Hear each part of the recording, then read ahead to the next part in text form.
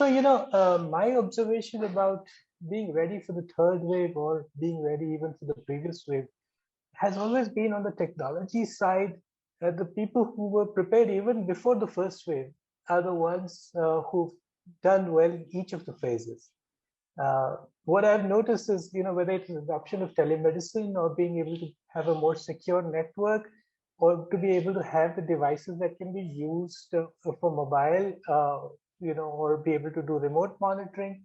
There were facilities that were experimenting on this pre-COVID, for at least 1 or 2 years to be prepared for what happened in these 1 or 2 years.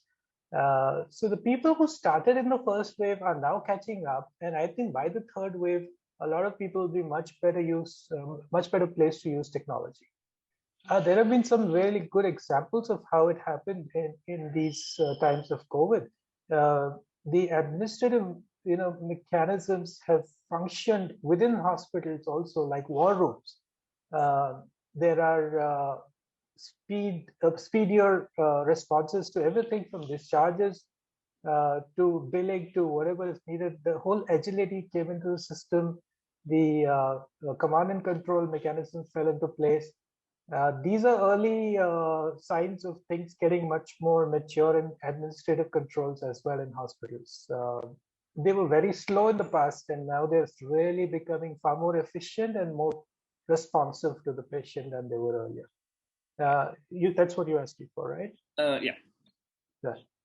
Yeah. I read somewhere that the next big, molecule isn't a chemical or a biological molecule to cure something, but it is about behavioral health. It's about changing habits.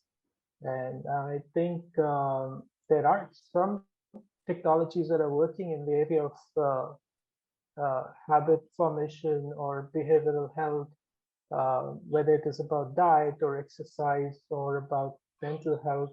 There are several people who are working in that area, and we all know that a lot of diseases can be lifestyle diseases can be prevented with the right interventions at the right time, and those interventions are usually about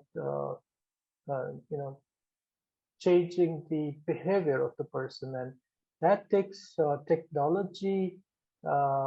It also takes a lot of social communities which are close to the person, and I think that is why I call my approach as human-centric healthcare ecosystem. Uh, when we realize that it is about our relationships with our surroundings and people around us, that is going to make the biggest difference to our health. And the healthcare system realizes that the care outcomes will be far better. The expenditure will be much lower. We'll be spending much less on this, and it'll be a better world for all of us. Right. So, on that note, Mr. Gera, thank you so much for your time, and we will close the.